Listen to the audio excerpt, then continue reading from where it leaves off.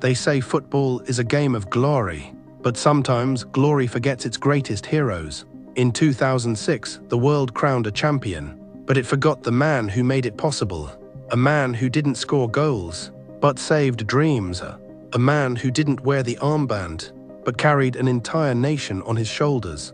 This is the story of Gianluigi Buffon, the legend who conquered the world, but never touched the Ballon d'Or.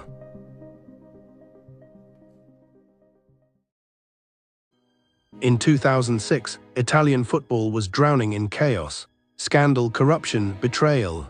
Calciopoli had shattered Serie A. Big names were falling. Clubs were trembling. And yet, in the middle of that storm, one man stood unshaken.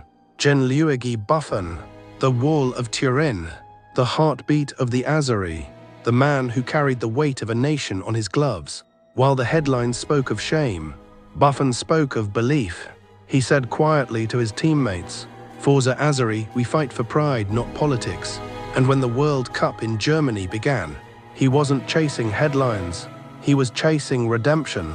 Italy's first match, Ghana.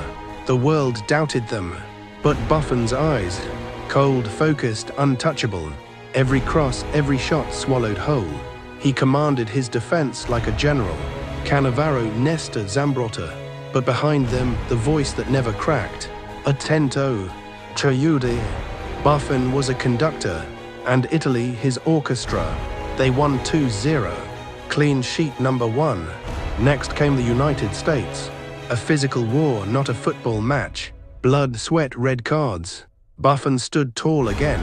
From the first minute to the last. A fortress. 1 goal conceded, an own goal.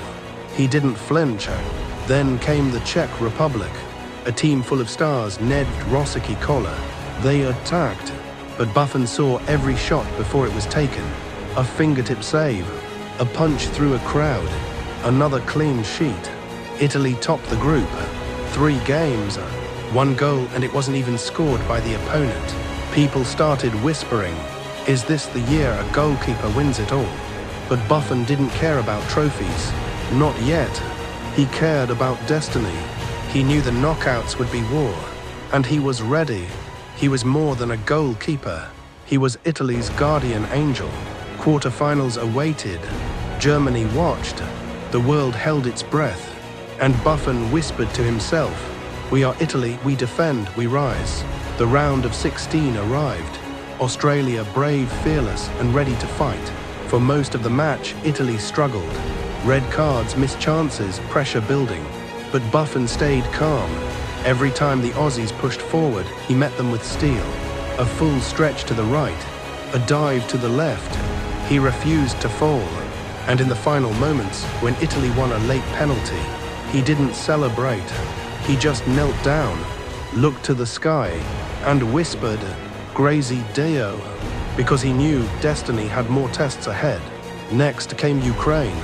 They had Shevchenko, Europe's most feared striker, a man who could score from anywhere, but not that night. Buffon's gloves were magnetic. Shots came flying, but nothing passed. Italy won 3-0, and Buffon walked off the pitch with another clean sheet. His 4th of the tournament. People started saying, "He's not human." Maybe they were right. Then came the night that shook the world. Italy versus Germany. Dortmund, the hosts, the favorites, the dreamers. 70,000 Germans sang in full voice, but one Italian voice silenced them. Buffon's. Every time Germany attacked, he rose like a wall of faith. Podolski's shot saved. Ballack's strike denied. And then extra time. Tired legs, tense faces. The world waiting for one mistake. But Buffon didn't make mistakes. And when Grosso curled that goal into the top corner, when Del Piero sealed it in the final minute, Buffon fell to his knees, hands to the sky, tears in his eyes.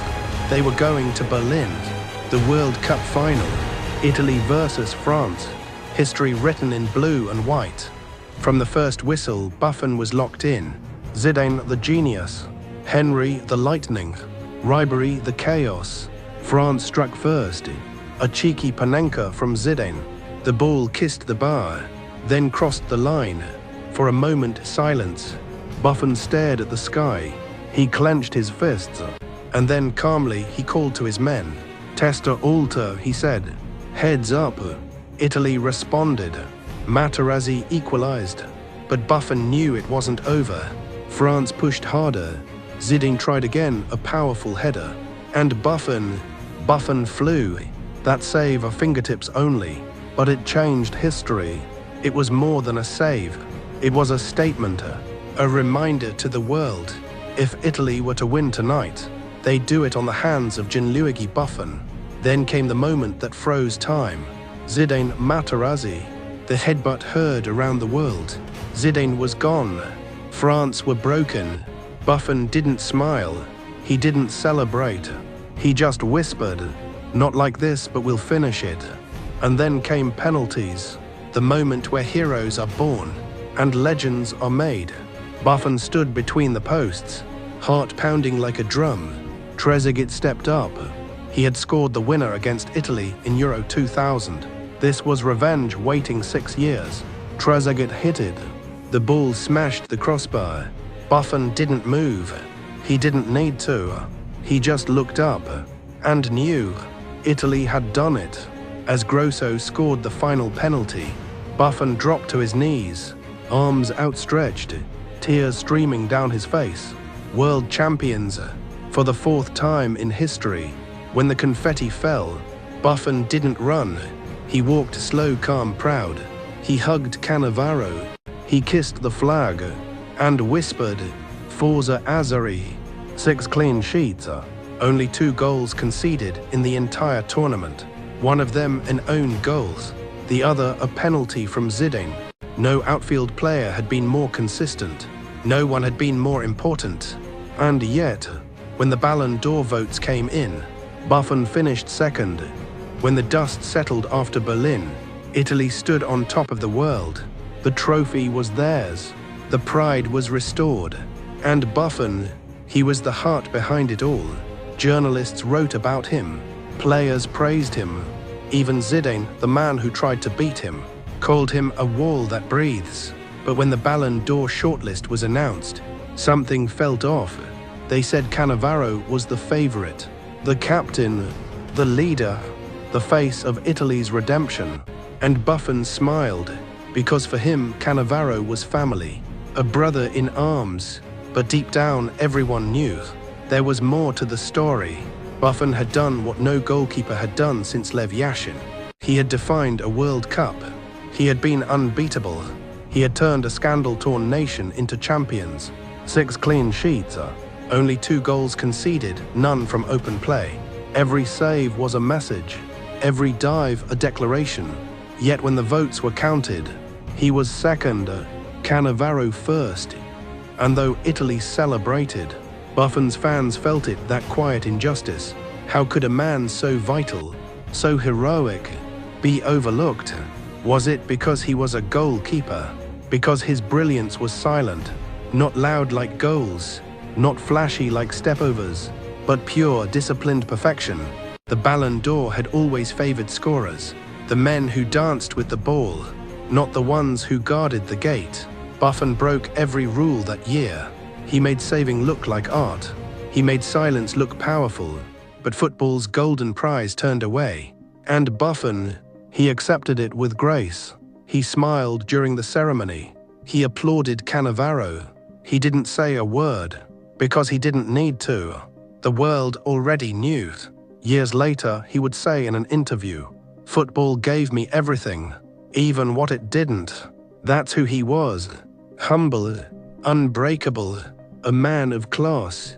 He never chased the Ballon d'Or. He chased greatness and caught it.